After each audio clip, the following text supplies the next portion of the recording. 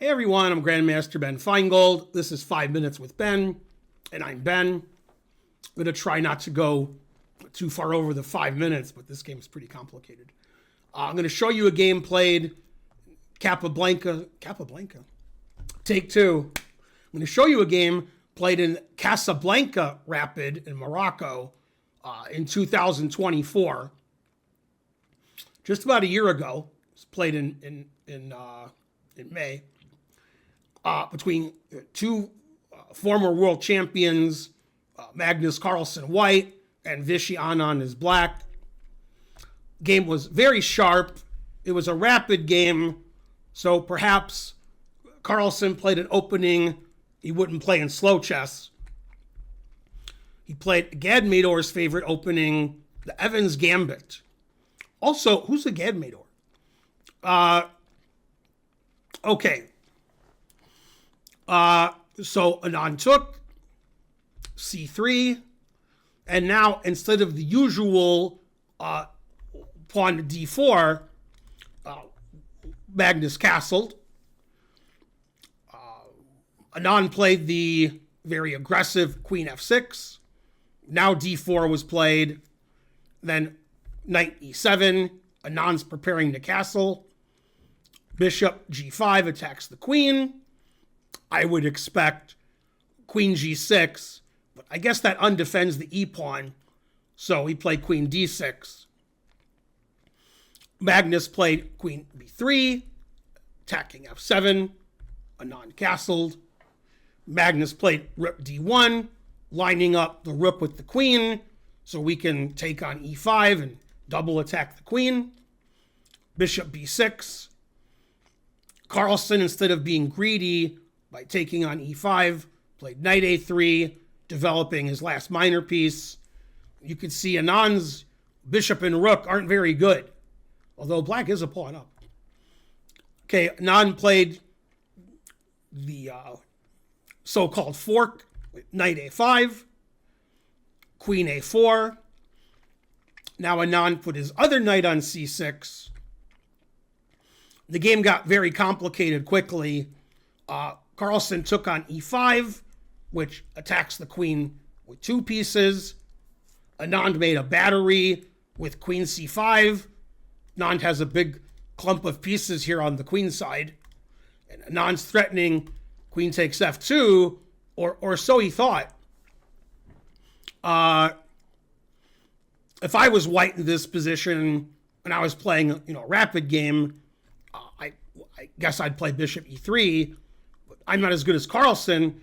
Carlsen insisted Anand take on f2 and played rook d5. So Anand said, okay, that's why I played queen c5 and bishop e6, h1. Now, black's queen doesn't have a lot of escape squares. And when I say it doesn't have a lot of escape squares, it doesn't have any. So white's going to attack black's queen, and black is going to have a hard time finding squares for the queen that are available. So Anand sacrificed his queen instead of losing it later and trying to get a lot of material for it. And white has a very strange pawn structure with isolated and doubled pawns and weird pawn structure. He played queen b2, attacking the rook. Rook b1. If Anand goes back to f2, I guess white could play bishop h4, but I have queen e3. And white could play rook d2, attacking the queen, but queen c5. So probably Anand shouldn't have sacrificed his queen, but he did. Okay, that makes it more interesting for us. Queen takes a3. Knight takes c4, attacking the queen. Then he played knight e3. And this got very interesting. So Anand has a bishop and a knight and a pawn for a queen and a much better pawn structure. But now the tactics start to fly. Notice the knight is defended by the bishop. And Carlsen did notice that and took the bishop. If you take with the A pawn, you lose your rook in the corner. Take with the C pawn, you lose your knight. So Anand played knight takes the rook on d5. And Carlsen played rook takes c6, confusing the audience. But black's pieces are disappearing, and black is down a queen.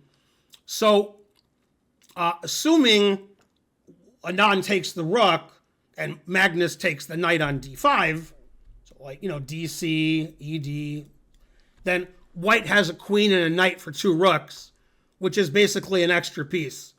So in this position, Anand resigned, showing that his queen sacrifice wasn't very good.